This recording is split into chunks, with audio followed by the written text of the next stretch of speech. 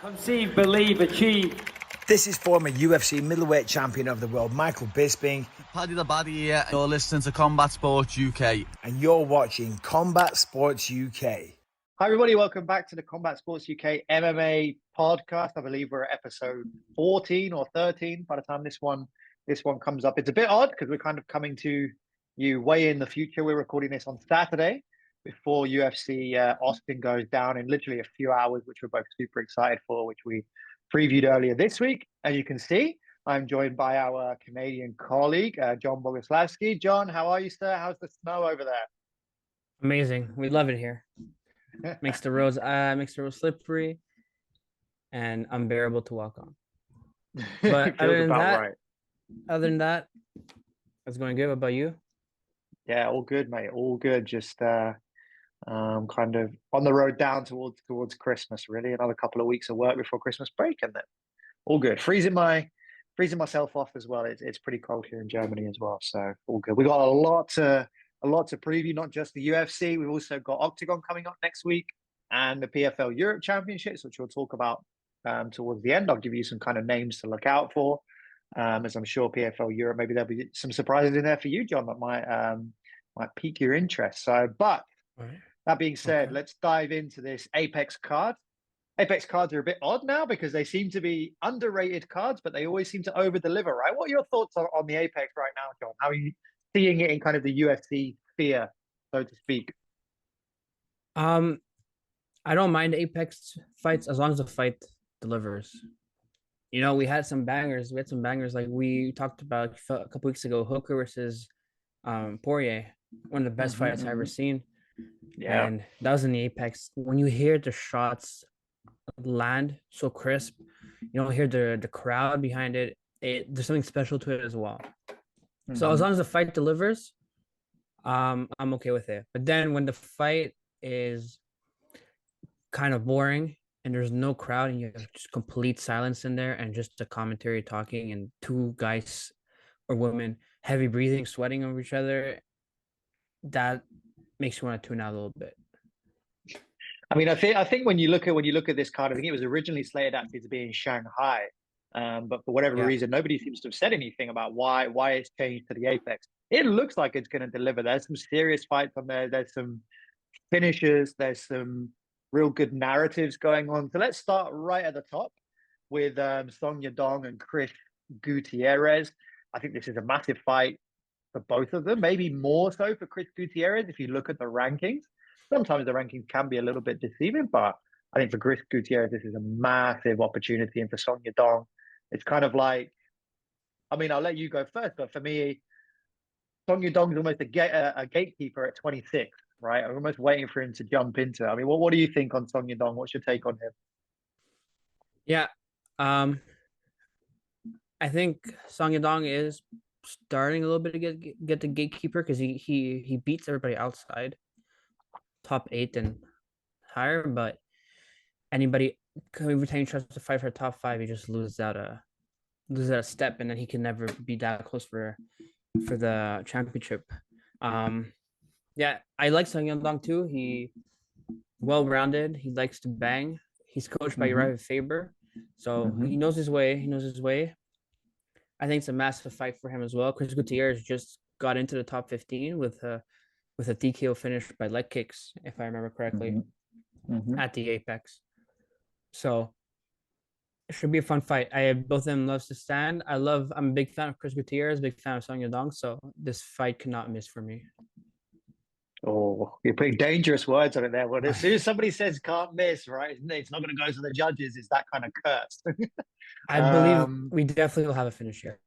Definitely will have a finish. Both these guys, both these guys in the last 4 fights combined, win or lose, didn't go to decision.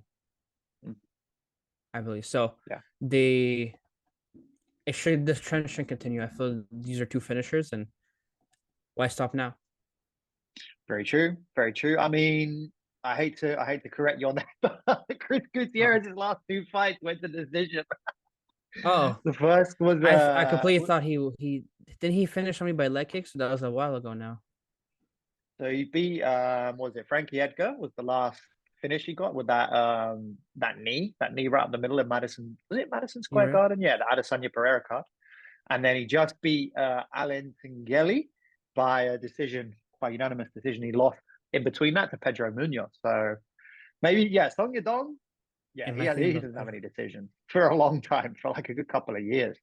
Yeah, I mean, like I said, for Song Yadong is kind of in a weird spot. Like whenever I see his name on a card, I'm excited to watch him fight because he's just got that brawler, risky fire. style that you really like to see, right? Like, but it's just so odd because he's only really dropped fights to the top guys. You know, you're looking at Corey Sandhagen. He's got a weird loss to Kyler Phillips. I mean, I don't really know where Kyler Phillips even is now, but that was a unanimous decision loss. So the Corey Sandhagen one, you can kind of understand because of how good Corey Sandhagen is. But that was a super competitive fight. It was only stopped by a doctor's stoppage. You know, Sandhagen does his thing. So I think it's a really weird place for Song Yadong. I think this is a must win for him. I mean, every fight in MMA is a must win, but I think if he's looking to build a title shot going into 2024, he's really, really got to pick up the win here and then call out one of those top guys, you know, because everyone's chasing obviously the Sugar Sean O'Malley fight. Yeah, and if you look at him, Song's resume, he's got to win over the next title challenger, Marlon Vera, right? So he's got a unanimous decision win over Marlon Vera. So that automatically, especially if Vera beats O'Malley, does it convincingly so there won't be a rematch. Then if you're Song Yadong, you said, "Hey, I beat that guy. I beat that By guy. split Put me in." decision. By a very close split decision. Yeah, I mean, but he's still got the win, right? People remember the win, so he's got the win. So that for me, but he has to put a statement on this fight. He has to put Gutierrez out, and he has to put him out in pretty dominant fashion, I think, if he's going to really, really push for a title shot without another fight in between. I mean, has he fought Petr Yan, for example? That would be an incredible fight. You know, if he wins this fight, that would be a great fight. I'd love to see that. What's up with Petr Yan? I know we're not talking about him, but Sure. 5-fight losing streak and he hasn't fought since the Marab fight. I didn't hear that he was injured or anything, so he needs to fight, and there's so many bantamweight fights going on right now. So Song Yadong's Petr Yan would look like a banger. That would be a banger of a fight. I mean, I would guess he's just sharpening his tools, right? When you lose that many on the bounce, you want to just take a bit of step away. And then for me, for Chris Gutierrez, it's a massive chance to take that shine, right? He's almost in a similar position. He probably is one that would have to get another fight after this one if he wins it. But if he wins it, he takes the shine. He takes that number 7 ranking. I mean, styles make fights, and this is a really, really exciting fight from a styles perspective. How do you see it playing out kind of in the styles? It's going to play out on the feet, right? Neither of these two are going to grapple, are they? No, I don't see any grappling in this. Maybe some ground and pound as the closest we'll get to the ground.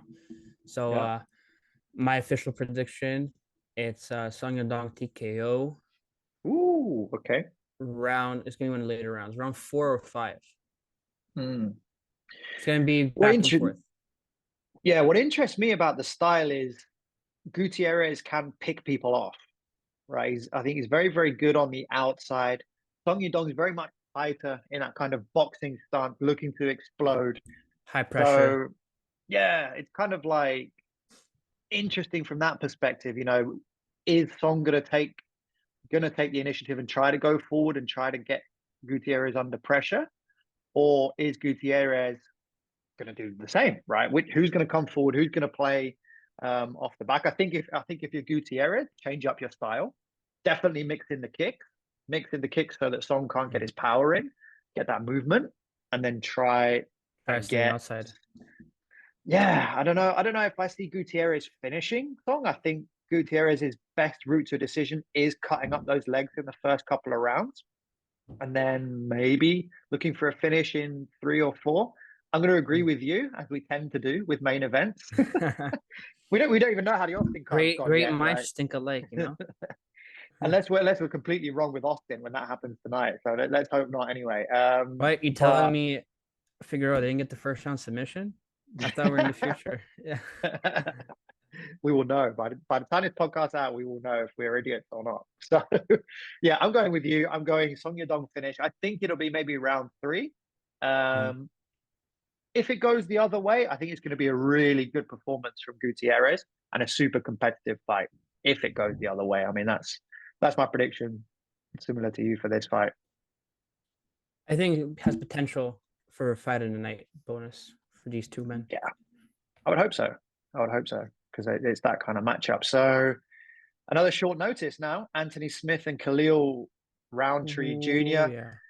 You just get the feeling for Anthony Smith, this could be a make or break in terms of, he's really teetering on the edge of the rankings right now.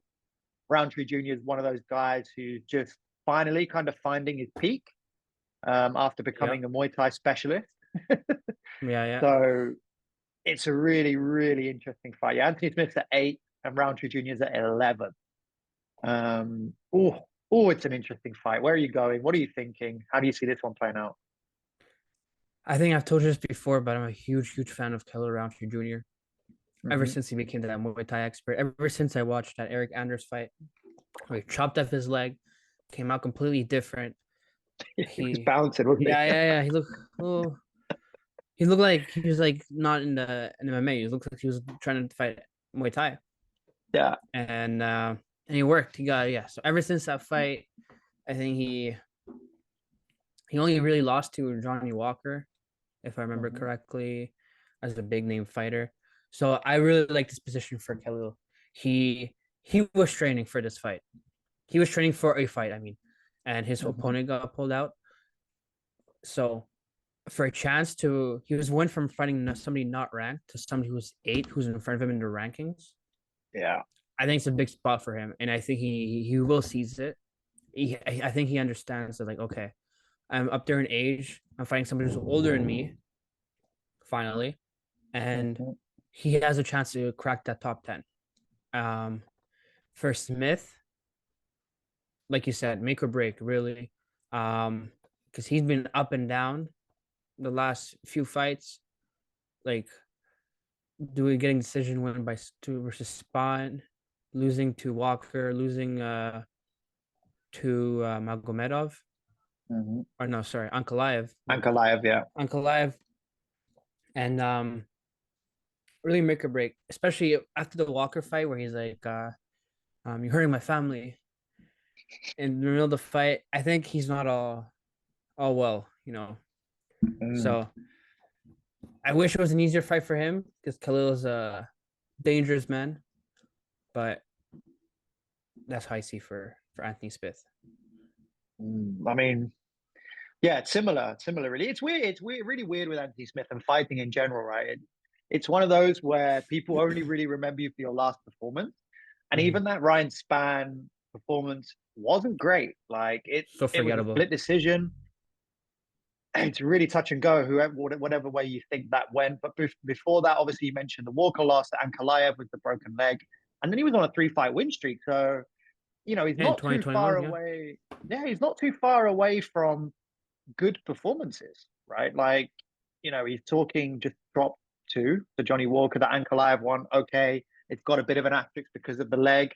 And then he's got a win. So he's, if you actually look at it, so what's it, 1, 2, 3, that's 4. He's 4 in his last 5 in terms of 4 in his last 6 for wins, right? So he's only lost those 2, which isn't that bad, right? But the performance, like you mentioned there, the mindset, is it still there? Is it still working? That's the question for Anthony Smith. Maybe something like this, taking it on short notice, he doesn't have to outthink himself, is a good thing for him. If you're not coming up against Khalil Roundtree and you are susceptible to leg kick, right? This is a recipe for disaster for Anthony Smith. Like, it just does not look good. It doesn't look good, no. Like, I'm the same as you, man. Like that fight night pay-per-view or whatever it was, where he came out, he may as well have had the drums going off in the Muay Thai stadium, had the Thais betting next to him. I mean, I've had the privilege of being in a Muay Thai stadium for Muay Thai fights, and it's an incredible atmosphere. That's what Khalil Roundtree should have been that night. So it's etched in my memory that fight with Yeah. Eric Anders, how he came out and he just tore him to shreds. It was one of the best Since fights I've ever then, seen, from one of the best performances I've ever seen in person. Eric just didn't have Andres didn't have any answer to him. And yeah, then that something clicked in Roundtree's head. It's like, okay, if I put pressure, I get the legs, then start the bottom, work my way on top. That's the recipe that could work. yeah, yeah. And now he's on this 4-fight win streak. He's really made himself super relevant in the decision. So it seems like it's clicked for him. Like it really seems like it's clicked. He's 33 years old, so he's around about his prime for that age. I just get super excited whenever I see his name on a card. I Same. like him outside of the octagon as well. I listened to him on Rogan when he was on there, and he just sounds like a real chill dude. Like he seems like he's really getting after it.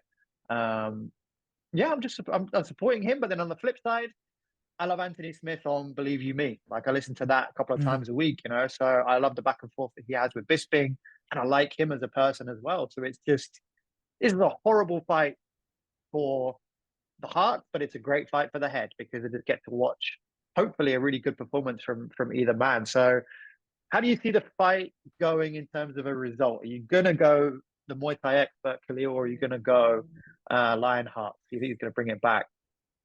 No, I think Lionheart, his heart just not in the octagon anymore. He's been I slain. think yeah, I think he should be full-time analyst. I think he's good at that, Mm-hmm. or fight somebody Mm-hmm. lower, like somebody as dangerous Khalil. Um, but he's still tough and durable. So I think it's gonna be a Khalil decision. Oh, a decision. Okay, a Yeah, I decision. don't. I think Smith is too good for his own good. You know what I mean? So Mm-hmm. he would make it until the last bell. Mm. I'm seeing it two ways. I'm Okay. seeing it that Khalil stops him in the third, mostly down to leg kick. I think Khalil's gonna go after that leg kick like he was gonna die tomorrow. Like that's For Anthony's sure. clear kryptonite. Anthony's admitted it on podcast, right? It's the obvious thing to do. And again, sometimes the obvious thing to do isn't always what happens. I think if you're Anthony Smith, you go hard on your grappling background and you make this a 3-round slugfest and you just get the Mhm. W no matter what it takes. You're in the Apex, so you don't have to entertain a crowd. You're not going to have people booing you. It's not going to do anything for his name, but it keeps him with a win. It keeps him relevant in a division. It puts him now on a 2-fight win streak, and it puts those losses a little bit further behind him. So, yeah, As it's long going to as you go have one of those two ways. as long as it's a spectacular showing, Yeah. obviously anybody has spectacular showing, it's gonna help. But I don't. Do you want to see the Khalil famous body kick? I kind of want to see I that want in to the see. Apex with the sound. Yeah, it would be. That'd be horrible. That'd be a horrible sound. Yeah. So, oof, you're going Khalil decision. I'm gonna go Khalil finish, third round. Mm-hmm. Third I'm round. gonna go that route. Yeah, Okay. third round finish. I think he's gonna batter the leg, and then he's gonna catch him with something up top somehow. So yeah, that's my prediction. The next on the main card is Sumer Darji against Alan Nascimento. So two guys kind of on the cusp. I think is Sumer Darji ranked in the flyweight division? Let's have a look. I believe he was ranked at one point. He is 12. He was He's ranked number ranked 12. 12. Yeah. Yeah, he's ranked 12. So this is a fight of with rankings next to the name. Alan Nascimento is unranked, so a big opportunity for him. What do you see in this fight? He was kind of one just before we jumped on. You were like, oh, Samadaji's fighting, so I think you have some knowledge about him. I mostly remember Darji versus his fight of the night performance. If you could help me remember, versus where he was winning by the elbows and then he got caught in the triangle. Okay, yeah, I You know remember. what I I'm remember talking the about? fight match now. Match now, yes. Yeah, Where his he last time pulled out, the money sign at the end. That and was that was yeah. last year. Dude's not fought for over a year and a Well, half. he got pretty beat up in that fight, I would say. Yeah, It was yeah. a fight of the night. I think it was the even contender for fight of the year Mm-hmm. because it was so back and forth. But Sumit Darji was he had a winning streak up until then. He's good on his feet. He's a little flyweight guy as well, but he's tall for a division. I believe he's almost 5'9" or 5'10", I think the average is there is 5'6", 5'7". So he has a reach advantage over a lot of people. He's good. He's a good striker. He comes to bang like everybody does. And if anything like his last fight, I'm sure he'll perform this fight. I don't know too much about him because he usually always fights in the early prelims, just when I'm rushing home to watch UFC. So from what I saw, he's a good win streak until he fought Matt Schnell. Wasn't a fight of the night. Fight of the night, got pretty beat up and took a year off or so to heal, get better.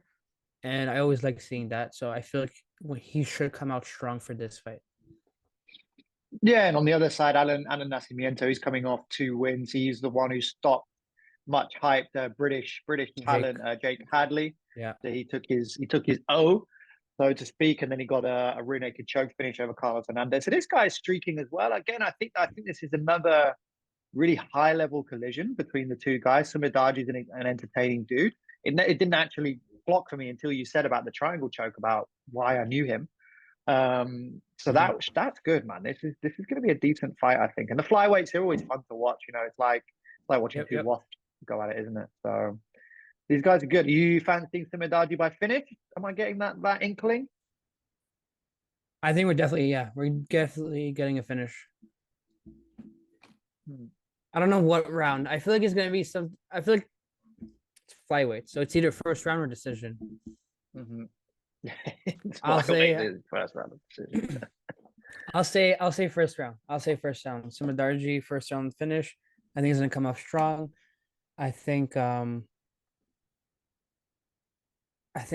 other fella, he's a little bit streaky. Nascimento, Nascimento, he's a little streaky.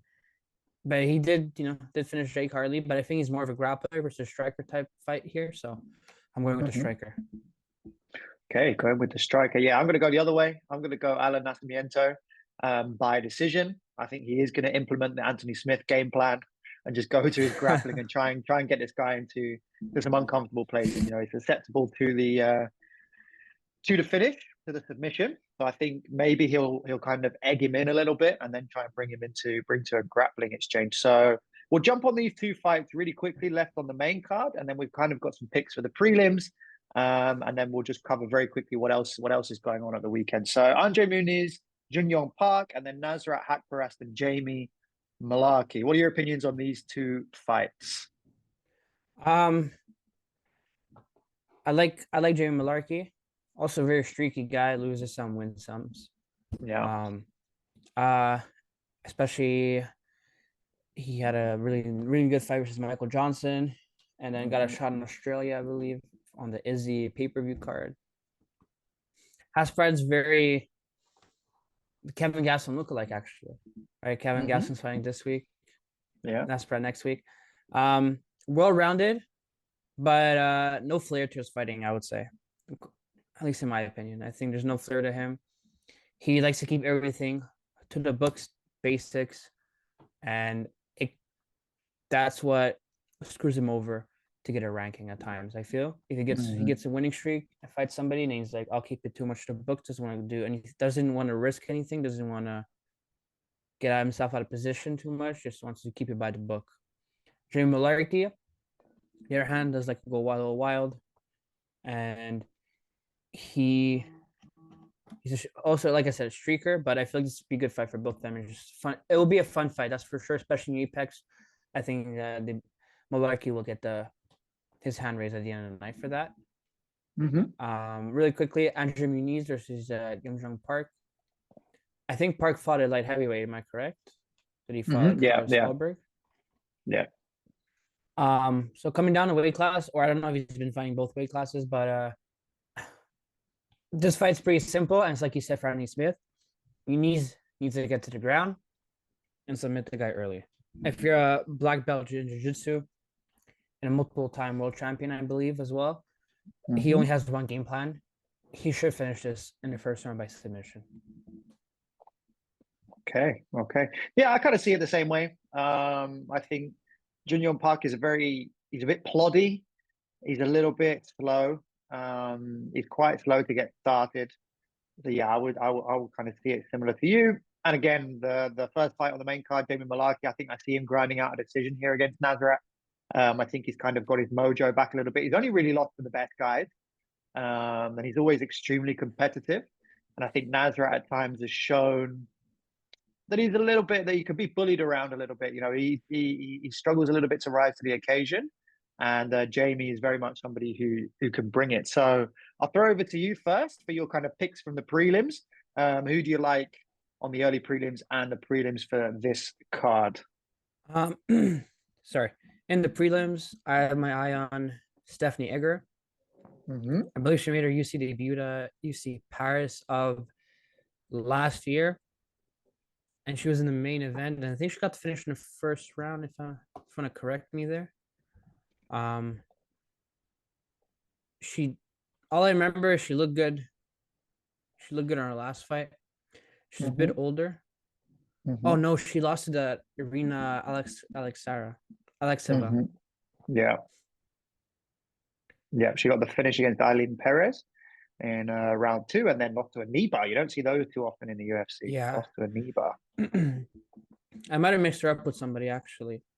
She seems very streaky fighter as well, but that's somebody you guys should know. Maybe she has been finished or she's been finishing. So if you're looking for a finish, that could be the fight to watch.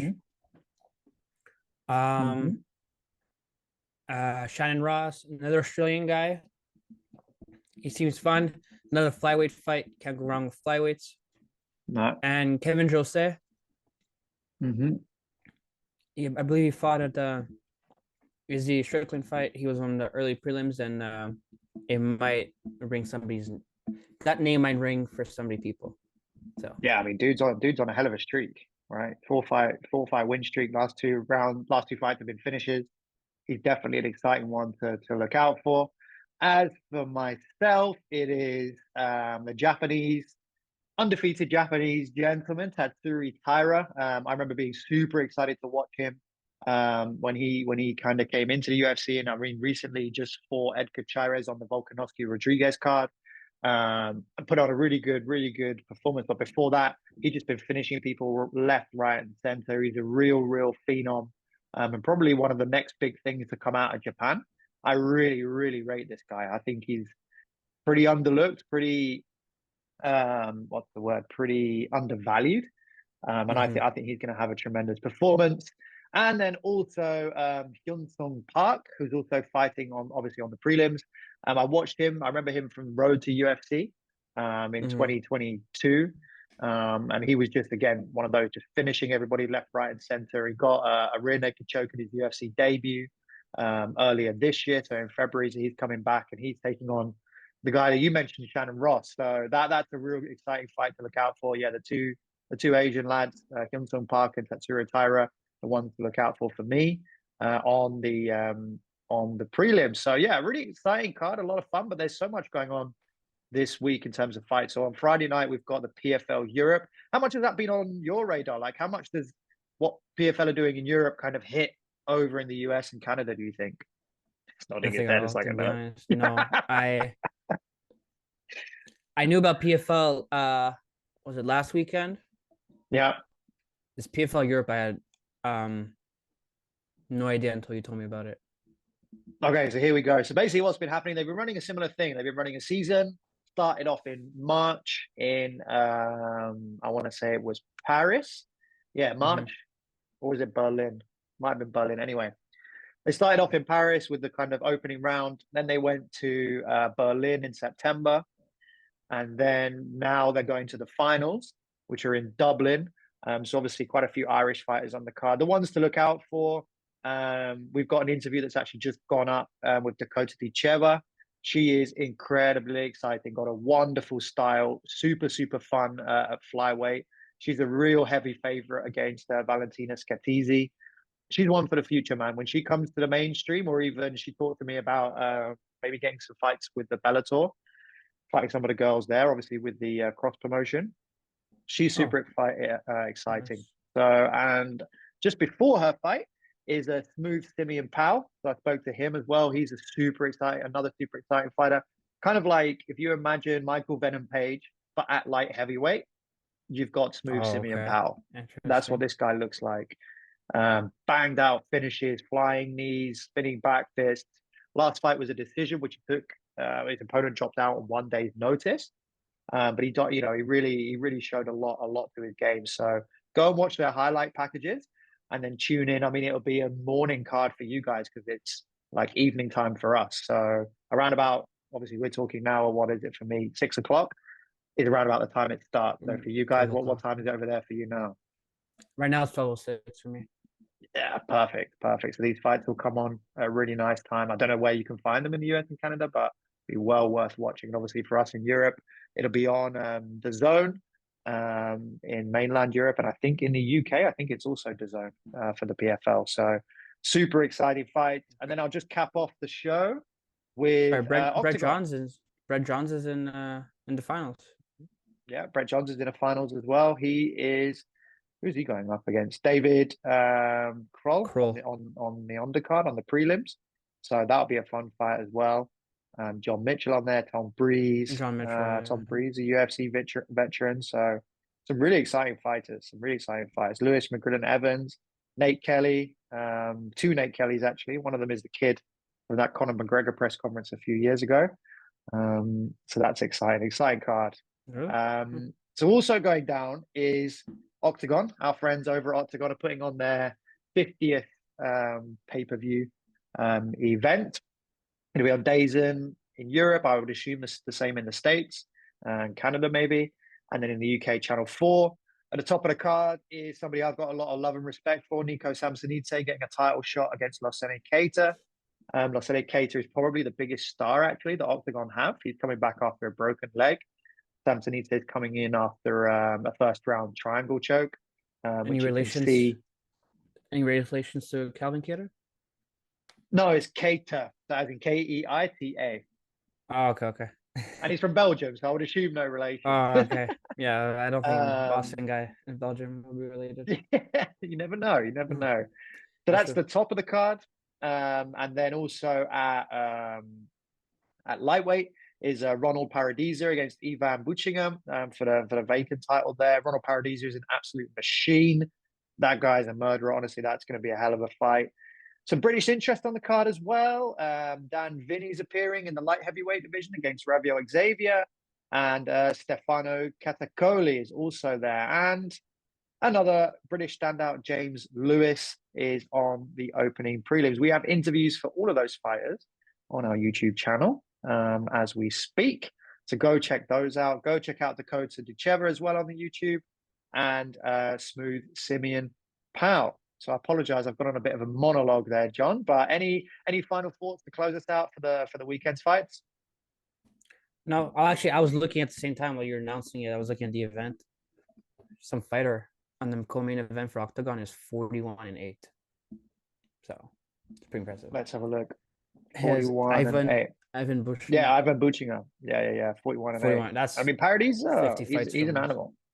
Yeah, Paradis is an animal as well. So don't let his record shine. I saw him live. He went. He pretty much battered poor Andrew Fisher for 3 rounds. Andrew Fisher's retirement fight. I mean, he battered from pillar to post. So serious fights to look out for. And then you got your PFL as well. Loads going on this weekend, should I say. Lots to tune into. John, once again, mate, thank you for your time. Let's see how we get on with our 2 weeks worth of picks. Let's go 100%. Let's go 100%. 100%. Let's see. Right, guys, check out all the interviews on the channel. We'll be back for a blockbuster preview of UFC 296, which is obviously Edwards and Covington. Next week, you got Pantoja and Brendan Royval on there. Ian Gary, has he been slept in the gym? Who knows? Yeah. Is he going to get slept in the fight? Who knows? We'll find out. So, John, thanks again for your time, mate. Thank you for having me. As always, always fun talking about fights and getting the prediction right. All right. Cheers, everybody. Bye-bye. See you next time. See you, everybody.